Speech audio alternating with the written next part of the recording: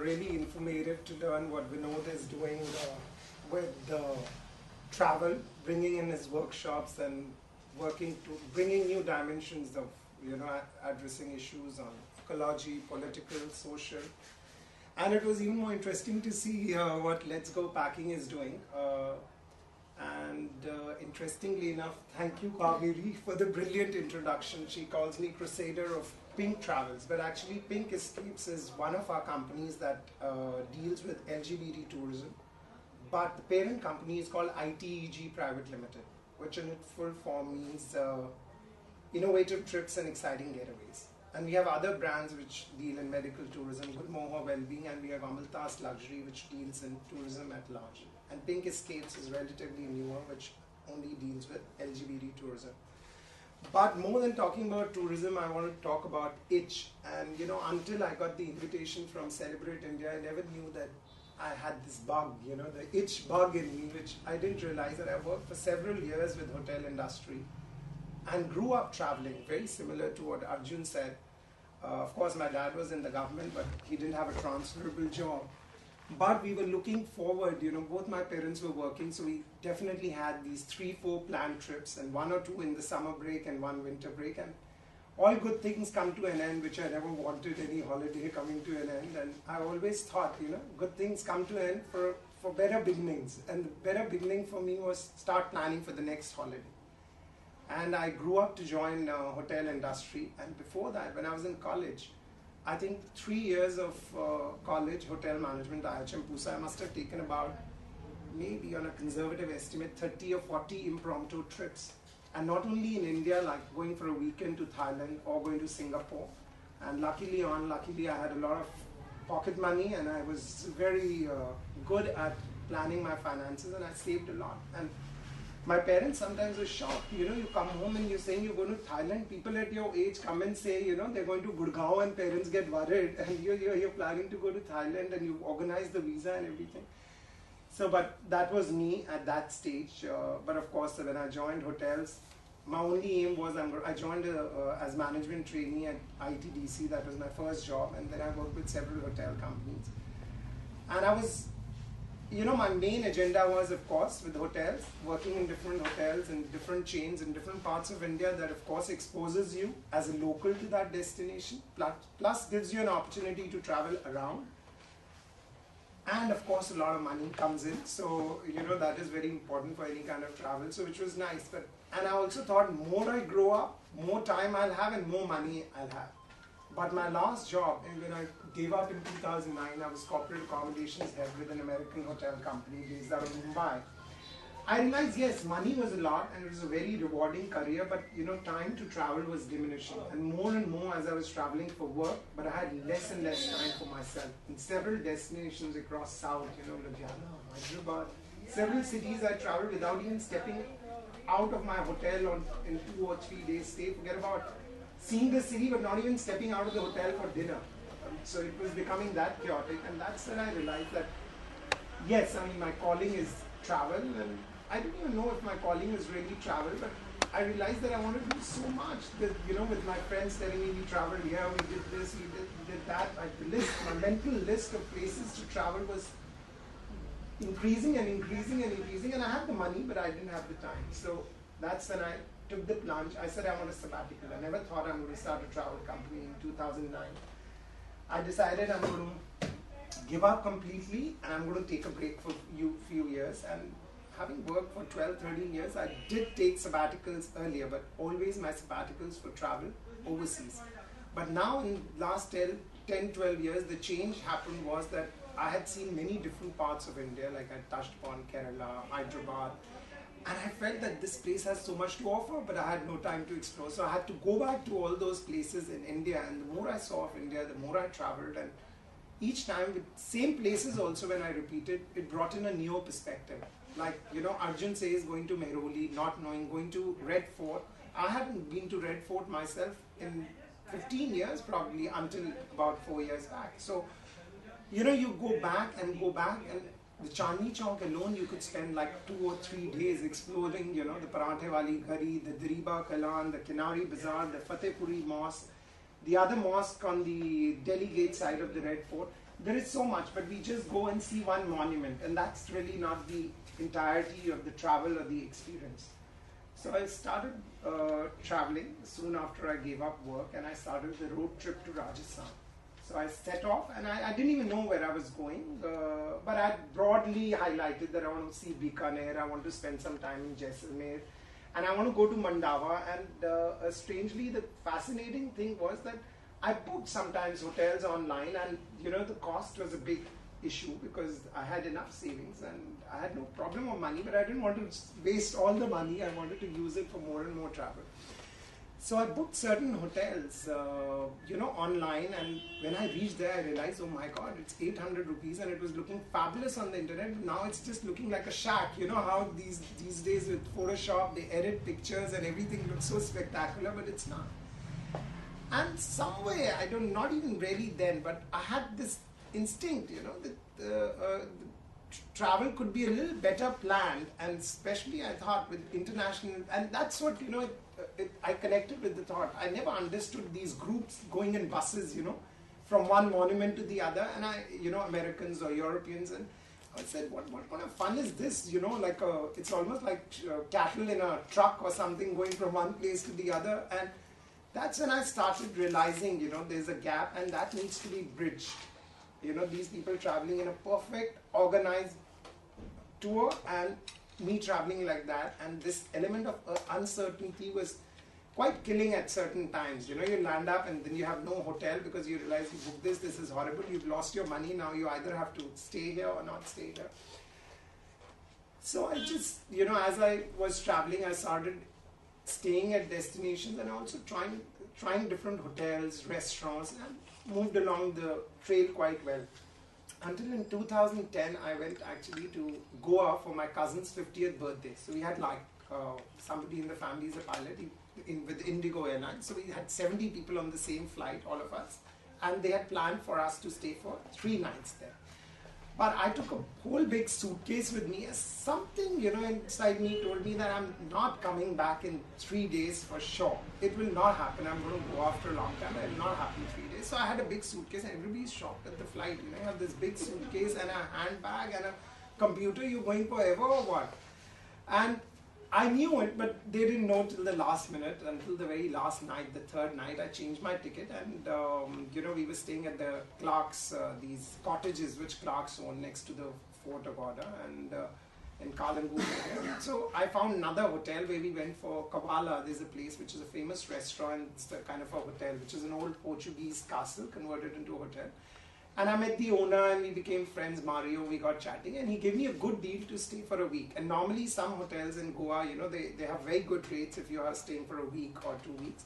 And I cancelled or changed my ticket and I continued to stay. And soon, it was now everybody was gone, I was on my own and I was doing my own thing, traveling, experiencing, and I had been to Goa numerous times, but I never visited the one of the biggest church in Asia is in Goa, and that Basilica Bom Jesus is also there. I had never visited. The old Portuguese quarters, I hadn't been. I hadn't been to the Panjimin, which is like a delightful hotel. The cuisine is awesome.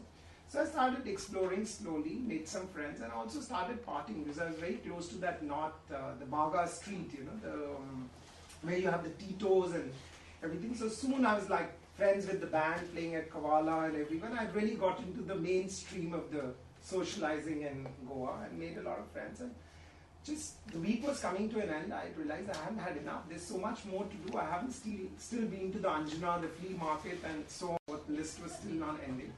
So I extended it to another week. And during that week, one of my newfound friends in Goa suggested that he's going to Bangalore. So he said, why don't you come to Bangalore? And I had been to Bangalore for work a couple of times because we built 2 hotels, from my this company I worked for, and I traveled a couple of times but not explored Bangalore. But yes, visited Bangalore a couple of times.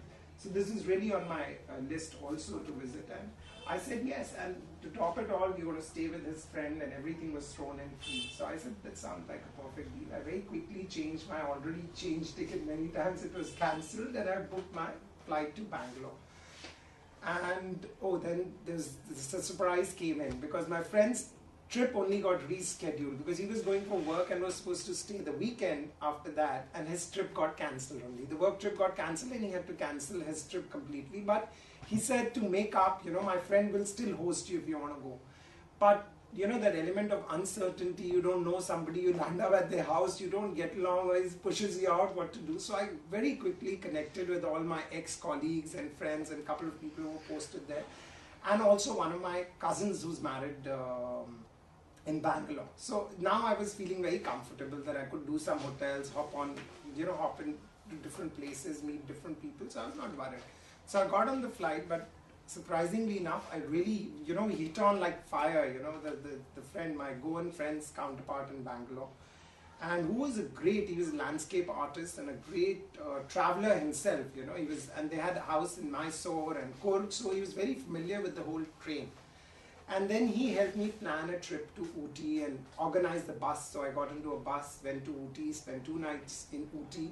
From Ooty, he organized for me the bus journey to Mysore. So I came to Mysore and he told me you can find hotels. And I said, I'm going to help myself. And I didn't even book after my earlier experiences of booking online and, landing up in some mess. So I decided that worst case scenario is going to take a little bit of cost on the taxi or the auto, but I'll hop from hotel to hotel, check and book, and it wasn't difficult to find a hotel very close to the bus stop in Mysore, 2 days in Mysore. And then this friend of mine joined, the Bangalore guy joined, and he decided to take me to Kabini, where he was doing landscaping for a hotel. So we booked, he made the bookings, and we went and stayed in the Kabini lodges. We spent 2 days. Of course, it was very expensive. It wasn't cheap at all. And he booked a suite, but we shared the cost. And then he took me to his coffee plantations in Coorg. And they have over 200 acres of coffee plantation, which you don't realize. And I didn't even know what to expect to go to his house and what country home. And we have a caretaker. The whole thing was sounding like a haunted travel plan. We have a old place and there's a old caretaker who's 60 years and been there for ages. I thought probably we'll be opening and cleaning the cobwebs. But, we landed there at one of the most amazing houses I've ever seen. It was atop a hilltop, and you could see the entire plantation with the valley with tributaries of Kaveri flowing below. And they had a lawn tennis court and they had a swimming pool, and I only realized for the first time they were the Basappa family, were the biggest landlords, from down south during the British period. And it just dawned on me how wonderful it will be to share these travel experiences or your expertise about the destination India, which is so diverse and has so much to offer.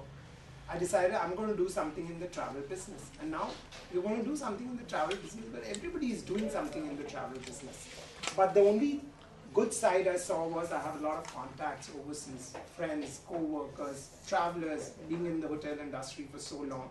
And also this travel introduced me to many other people. So I knew that the business could start pouring in, would happen, but obviously you had to create a unique product. And I was always had this aversion for these guided bus tours. So what to do? So that's when we decided that when I decided I'm going to launch ITEG Private Limited, the idea was to club the experiential element with a safe and a clean trip to bring on platter, something new. And that's why we included a lot of things which run-of-the-mill travel companies are not doing. Of course, you travel, you come to Delhi, you'll see Red Fort, Qutub Minar, but you may not go to the Paratha Wala Gali, you may not meet a goldsmith in Chandni Chowk, or you may not take a Tonga ride in Old Delhi. So all these things people were not doing, I decided I'm going to add on. And what I wanted to also use with my travel, and also not only travel, but also living in several cities in India, except the Northeast, I've lived or traveled extensively in all the states. And thereby made a lot of contacts. People who are ready to host, people who are ready to offer homestays, people who are ready to give cooking classes, people who are ready to, take, as Arjun said, shopping tour. Now it's very exciting, for a lady who's got a nice, good kitchen, to take a group of foreign ladies to shopping to the spice or vegetable market and then come and cook a meal for them and eat it with them. So these are the kind of small experiences we decided to add. I also spoke to my friends, historians or history professors. I said, would you like to, give a lecture? Oh, they said yes, of course, why not? I know a lot of people who are not direct royal family, but some way related to the royal family, having small castles in different parts of Rajasthan. I worked a lot in Rajasthan, various destinations and hotels. And they were quite ready to have welcome people, in their house as family or as guests, as friends, more than just guests or clients.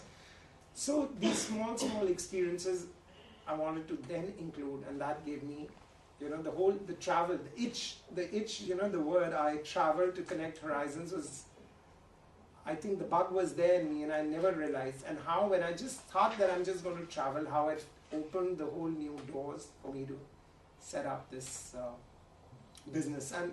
And of course, I mean, if you have any ideas, if any one of you want to partner with us in any way to conduct some tours or take travelers out, feel free to talk to me later. I can give you my card, and if you have questions, please go ahead and ask.